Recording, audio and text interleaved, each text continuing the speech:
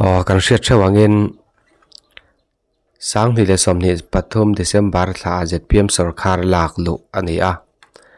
lak lu ataka an na tho hi tuna kan hmu chin ang hi ani a ZPM sorkar hian reilo te kong han ron siama khopui chung kong thalai te achia po ni lo kong thalai te an ron chun nana wakar ten ha hi pin an faka ZPM sorkar an cha ju de khati kong pui anuam to in an ron faka ZPM Mawhphurhna sorkar hi kong tha te nan an ron maga tuna kong pui a che ema ZPM sorkar Mawhphurhna ni lo an ron ti le to a engwangin nge kan ram kong pui chia te hi kan sorkar Mawhphurhna ani lo wang ZPM sorkar hian Mawhphurhna alangam lo emni ti hi ZORAM mi pui tele opposition party ten kan zona ani a kum tam tak min lo hruai to congress sorkar le MNF sorkar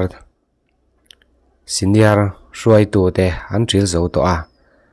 nakina thang thar ten min la hruai don kan hmalam huna Mawhphurhna langam lo sorkar kan mamawhlo Mawhphurhna langam sorkar ani kan mamawni tunchuma hian ZPM sorkar hian Mawhphurhna an langam lova hetiang sorkar Mawhphurhna langam lo hi Mizoram mi pui ti hian kan mamawhlo tak zetani ti pun thei an ti punga chia zong an ti punga khon thei apui an nga mi pui kan re theya kan room tlok ani meki hetiang kara ZPM sorkar hian in phat marna tur ala zong sham ani a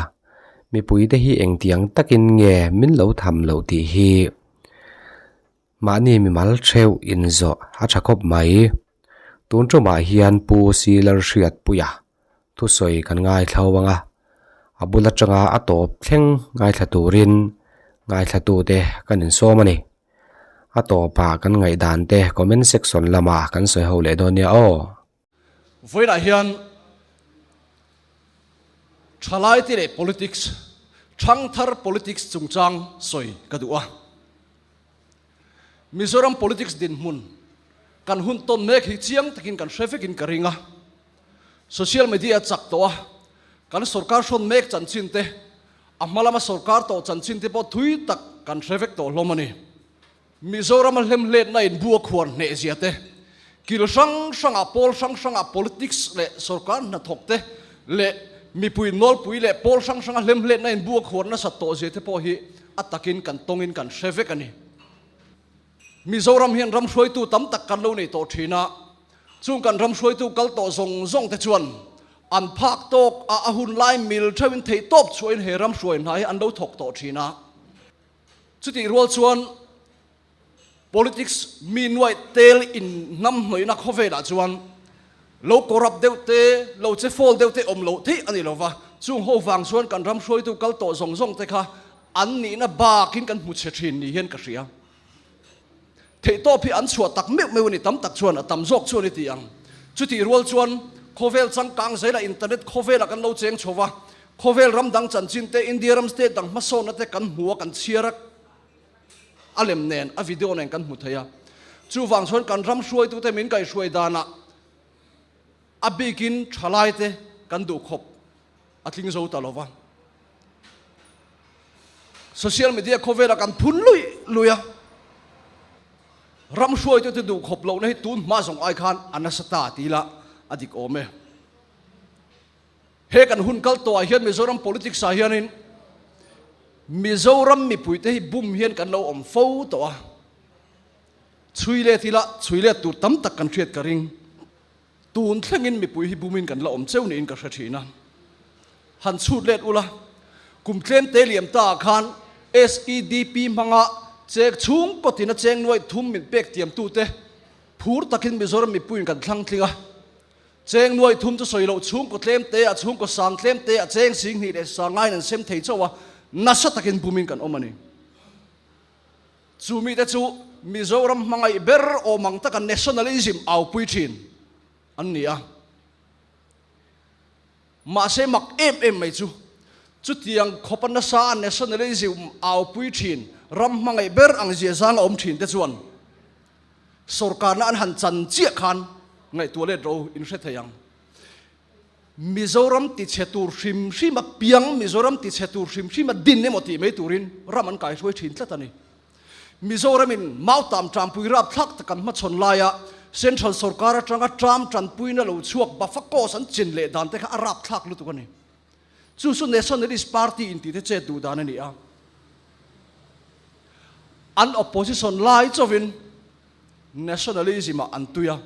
an ruling chia nationalism borok a bole thin a poi hi ka ti lu tu kani nationalist party in ti te chuan lemhlet na nasal lu tu ko wangin Mizoram masona tura project lian pui tuirial haidel project kan ti te Falcon referral hospital kan ti te po anti thuan op thak theini kha kharam mangai zia hi ni ngai lo wani hei hi party dang te ka social du hrim wangani lo kan politics din mun ka soi du na ni ti suan mi pui kan be donga be se na sang tak nen ZPM kan thlang tlinga anhan sarkar ta a ma se be don thak takin chu ZPM sarkar chu be don na khur thuk zo ka mi pui Mizoram mi pui te nuk lut tu ani taringot ani tu na hian anti tur anti lo zong zong kan ti ang anti hi anti lo tam lu tu ka hei chu hriat thiam thei kala ti kan ti ang anti lo hi chu hunan lang awangin an sarkar hunan lang awangin ti theina chan san la ni kan ti ve lo wang anti zel lai tak hi apoi berani kan ti ve lo wang anti zel te hi kan shevek mi puin voina hen soi khera ngai lo chu mi pui bum na dik takani mi pui de thin rim ngoi tu kan nia thin rim na chang kan hre thin si lo tu na kan hun tong me ka hian in en teang kong chiat wang liawin Mizoram petrol le diesel oil nitin eile bar ahar samek kum som pangadai kong pui thamin tiam tu te sarkar na hnuai thil thleng tan chon amak lu tu kani road tax motor thar kan lein kan pe a road tax asanga sing tel kan pep ul ton nuwa ses dang oil atangin kong pui siam na tur tax an la le a chu mi puin kan pe char zar chungin kum som pangadai kong pui tha siam min tiam sak tu te hian kum ni khat dai kong pui po min la siam sak lo kong thar lai an nei lo kong thar lai hi ZPM sarkar hian an la nei mang lo reng kong om sa congress te MRF sarkar kal to zong te nak kong an lo siam to hi chu in kul vero se an soi thina kong hrim hi chele tur siam ania an tia kong hi khoi rama ma thakum hlun om ngai lo wa eng sarkar lai point kong hi kong thasa reng po a che theya congress sarkar lai te MNF sarkar lai te khan kong hi alo che fo to an siam le thin chu kong din munani ZPM sarkar nuwa kong chia hian sarkar kal to te pu reng a hun man hi adik thei to lo an hun lai kong chia chu an mani ngein an siam ve to turani responsible government te pokan soi thleng tur angai lan kina khami zom na kha kala soi chowanga thil pakhat le chu Mizoram politics khovelin a hrin chua Mizoram ma chon na ti chetu na saber pakhat chu kan du sak zong te kan party mi te du sak ta ka tling lo chunga ma son na contract na kan tho thi thin hi ni a thatak tak kan om line thalo an lo om khan kan mi le sa ni awain kan sem ngam ta lo thina chu chuan kan ram ma son na tam tak hi ati chathina kan tur na sa ni chu mi tam tak kan du lawa ZPM party point an du lawa na sa tak kan soi selani an sarkar ma phei chuan kan ti ve don tho te chuan kan sarkar khera tul le nem ti in pudu ma kan siam zom tak phei chuan a soi nge ni kha ma se anan sarkar ta chenga kum ni le tle man sarkar lek chung hian vai bel che eng zat nge restricted tender pek to kan ti lo wang an ti se lai tak hi apoi lu tuk mani loka kan lo sia April ni som pasari sang ni som ni panga khan saskin nuaya cheng vaibel se zaruk som ni pakat chuang man an mi du sak zong che restricted tender in open tender lovin an pe ni kan threvek chan chim bukal tlain kan threvek an sorkar tir te tang an du sak zong mi pakhat tho tir an tum ngar pakhat oma chu sakor ti chun le PTC in kar kong khu ni a atran tira restricted tender pek tumna awma wangin mi tharem ngai ten an do dala open tendering kan pe done an tin an thlak le a open tender chuata chuang lo chuan departmental workin an tho tir le a atira tanga tho tir an tum ngar khana topa department mingin a thok le thowani chu thok tu chu puwan chung lura ZPMPSC member ani a khu kong khu chengwai zali somre de pathum manani chu an mi du sak zong an tho tira a thok tu tak hi puwan chung lur he an yem kan threlo a phena tu mo an ompo ni mai theye hei hian kan ti velo wang an ti kha aron ti chho zel zia chiang em mani chu mai ni lo tuna kan soi departmental work ming pusi work supervisor te contractor anga an tho zong hi a vain la khom pheilang jon vai bel che sang i zan ngai niang tuna hian a tam lu tuk to ni hei hi Mizoram mi pui zalo na ne hetiang renga Mizoram mi pui zalo na hi athing toim ka hrelo sarkar kal to te ka chon kan ti velo wang an ti lova an lo ti ni pon an ti ni mai an ni chon kan ti velo wang an ti thapa an ti si lai khani apoi lai chu sakor ti chun le khulai kong chu an du sak zong mi tak kha tho ti ran tum ngar khan han thok ta chenga April ni som paruk sang ni som ni panga khan PWD Nuaya Quality Control Research and Development Division in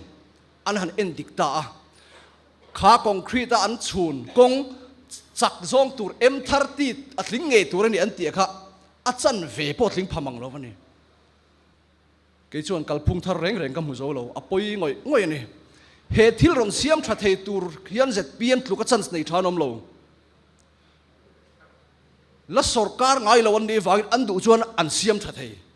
he kalphung dik lo tak an siam tha thei ma se siam tha tan hekin sorkar kal to ta zong te aya na sa zokin restricted tender an kalpui le ta ni chong te bula lung rang kong siam te kha arap thak ania cheng loi somli pangaman pusilal mingliana ZPM Southern Headquarters President nga tho te kha a thok thalo lu tu ka kalvat kha ap humpai pan siam te kha apuak dar vela chong te a joint NGO zong en thu chuan siam a thok to lo turin thu pe kan pe a chuta chuan thil ten nom em mai ka mutlat kha na kha departmental work an tho ania khatianga an chiat tak ve le khan ke ni chu a thok tak tu kan ni le nem bungrua kan supply chawlom te an ti koi soi kuala ani si lawa an mani thong ei ni sia apoi ka ti thu boi thelut te phei chu om sela chu boi ram na tur khop ding ka ria apoi tak zetani airport chung changa mi pui kan bum dan le kan politics khel du dan te hi amak khop mai kan no chi ke mok helowa Mizoram ina airport kan nei chun leng pui airport te kha sarkar ma saten har sa tak an local pui ram thina kha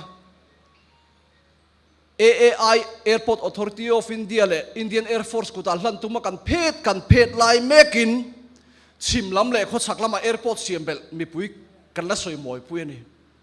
hei ba ka mi pui tham lo nei om don em ni ka ti pakhat po kan enkol thelo light engwai nge adang siambel kan soi moi Mizoram mangai de Mizoram tan da thil thadu na lamani lova regional politics ani regional politics dikta kani chimlam panga te khot saklam ate kan airport omlo se kan tini lo omro se a thalutuk ma se pakhat po kan enkol thelo laya soi moi pui kha mi pui bum na ni lom ni kan tini tu lai Mizoram hun tong rap thak tak pakhat chu rui lo luar lut tuk hi ni kholaya kan thalai te rui lo wangin an kun ngoi à rui lo cha kan tei huai à mi pa ngai tan po kholai kal se om khopin mun then khata pe chuan rui lo ngai ten om ani kan thalai pui sang tel hi he rama hian rui lo wangin an boya chung ko sang tam tak tapin kan room tlok ani chu ti lai chuan se thona khuan kum sang ka chakwa som ko le sang ka chakwa som ko pathum vela khan Mizoram sorkarin the addict center lian pui medina pulal than hola CM lai congress sarkar lai ya hon ani nge ya mak deuh me chu an campaign lai ya even no shiat tham addict center kan din don ti tu te khan tuna hian chu the addict center lian ber kan nei MRF sorkarina Jordan center tiam minga thak le ta ka kha midang kuta hlan tumin an phere chara ko hran le NGO kuta lan an tuma an lala chong du si lowa sinot meu poin sarkar in huam dan chin zir chian phot ni se an la ti le chawani enga tige even no shiat tham addict center din tum tu te khan kan nei chun po ti ralan tum tat hei hi mi pui bum na ni lom ne han soi pe jo kan in soi thin rim lek donin ka ria tun lai kan politics khove la thil huat thla om deuh pakhat le chu responsible government kan nei lo hi ni Mawhphurhna la ngam sarkar kan nei lo konga chia kan buaya ti khop phian kan buai lain chief minister berin he kong chia mo kan phur lo NIDCL ni tia PWD minister ber point kong hi ka ti chia te mo ten ti mai Meghalaya kan zin Assam kan zin Tripura kan zin kong thapui kan mua Meghalaya kong chu thale mai Assam kong chu thale mai Tripura chu kong an nei thale tu kan ti vek NSIDCL kong ti tu mana soi ngai lo state sarkar Mawhphurhna ni kha kong kha state PWD kut ani lo point ain call to NSIDCL natakanor thei tur chu state sarkar ni chu wangin state sarkar hi he kong sia hian in thir film tum su se mai phi fai na chi ni lo zirtir to qualified lo chung chang te kha sarkar kal to te kan dem da ya isu kan dai vat da ya kha politics kha atenom ka ti ke ma ngai point ka khret ve phak china abegin congress sarkar la ya MPSC le DPC thu la kho te kha qualified teacher in an dai lo wanga unqualified khalak telan ni chu wang chuan qualified an ni theinan transport thui tak pe kan ni kum tam tak pe kan ni a amai ro chu tuna chuan sarkar in chan sa pe thei to lova kan zirlai pol tengen nang khan engtingen kalpui dong kan thelo an sarkar to an kuta thila om vek to thil thani an thia chu ti mai ro se mi dang dem buai ngai lo enge mon leka thil eng po theng se thil chelam ani chan sarkar ma san pu char kong chung chang apo ni chelom kong a that lek chuan sarkar Mawhphurhna nia o sarkar wang ani ZPM sarkar wang ani kong tha tlem te lo om lek khan ZPM sarkar wang kong chiom chuan sarkar Mawhphurhna ni lo adik lo reng ani responsible government kan nei lo tu na hian khang kan soi tak zong te ka sarkar kalai mek ti le sarkar to te soi sel tum na wang hrim ani lova tu na kan politics din mun chiat zia ka soi du na ni a kan ram din mun hian chiat lama pan tial mon si ti mai tur ni a chu ti rual chuan thil lom om tak a thlir thiam chuan kan thlir thiamin ka ringa Mizoram politics si transition period kan om mek ani hruai tu kan in thlak chho mek ani ke mari congress party nge apokum tam takata mi hruai to tu kan hruai tu senior tam takte an chol chho meka mel thara lang chho meka tu na tang kum nga kum soma phei chuan mi thar wal thro hian he congress party an hruai don chu tiang bokin MNF a po awang vat kai ho an thil zota ZPM a po ani thomai transition period kan om don kan lut chho don chi ani kan Mizoram din mun kan politics din mun mi pui din mun re rangin voina hian ka thalai puite he thu soi lo ngai thatu zong zong te Mizoram siam thatur le thang thar politics boruak siam turin thopuya ka som cheu ni thang thar politics kan ti deuh khera chu chu thalai te na kan du deuh ning ka ria a chan chu kan politics kalphung omsa du lova chak huama ommek kan nia wangin kangai tu thina kumza som ka chuang kalta Abraham Lincoln na thu soi ro pui tak pakhat democracy thu von ang mai kan von thin democracy ram te na kan ngai san em thin chu government of the people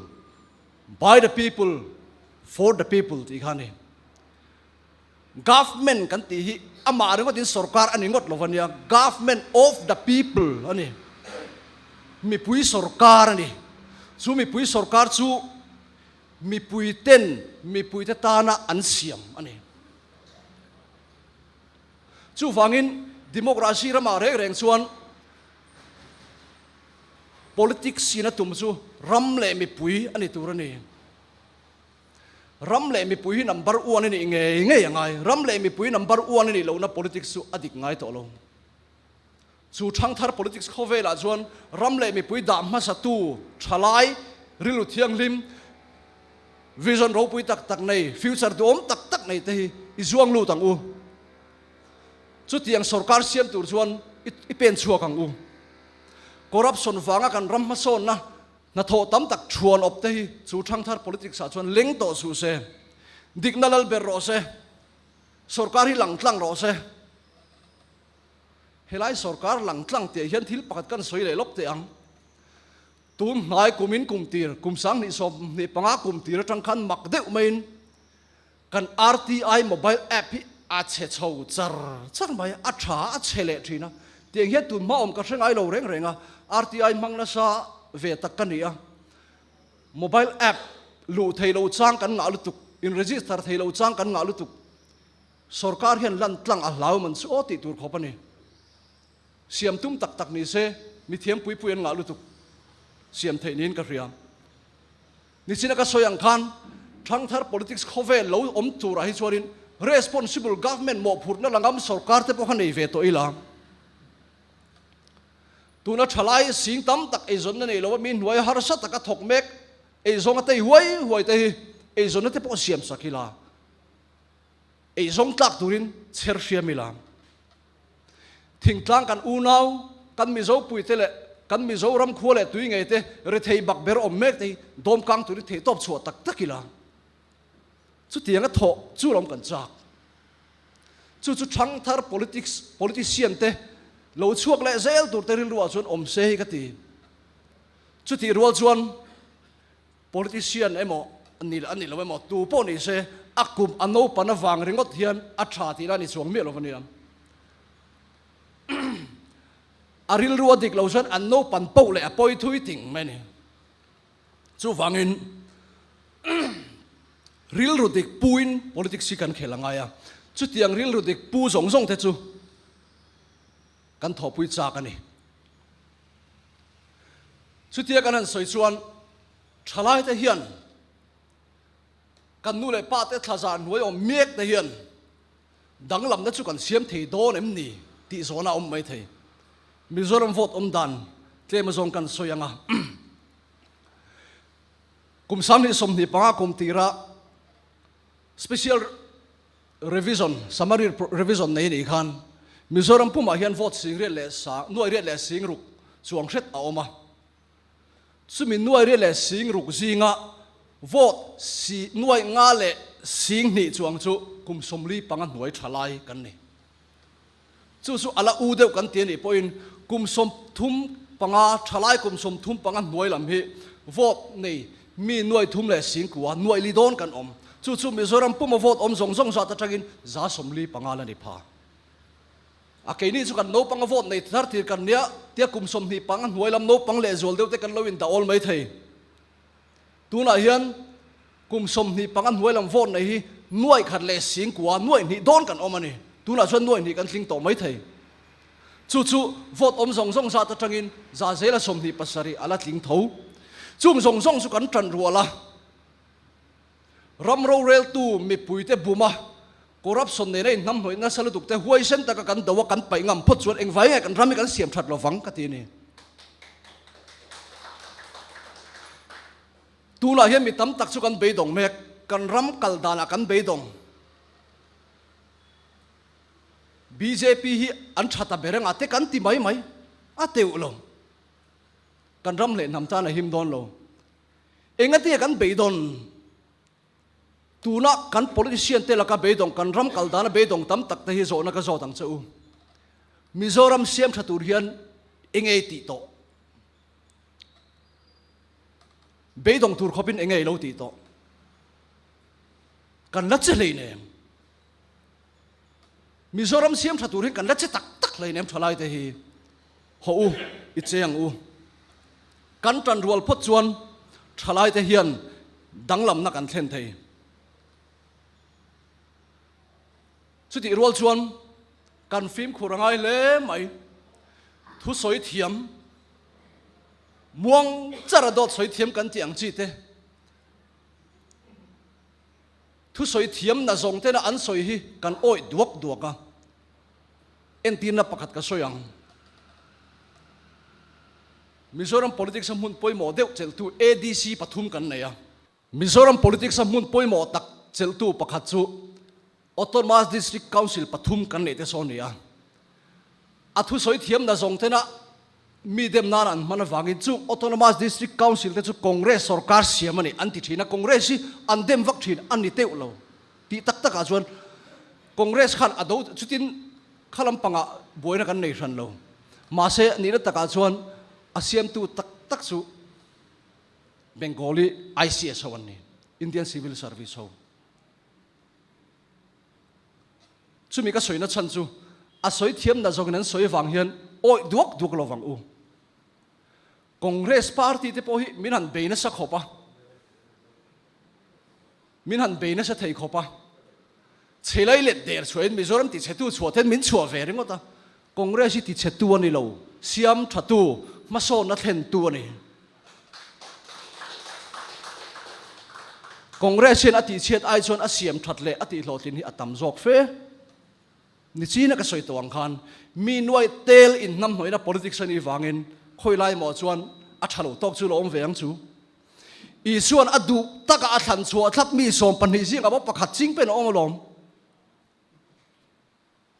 mi nuai tel in nam hoina chuan a sang tel hi a ching pen pol hi chu om turangai top turani za hen kan fel film don lo he khovel hi vanangel te om khom na ni lo su wangin voina hian ka thalai pui zong zong te university le college zirlai zong zong te higher secondary school high school zirlai zong zong te na tho nei to te na tho la nei lo na zong lai mek te rim taka thingtlang lam lo na thok mek te construction worker te dor nga ka na thok mek te sum dong te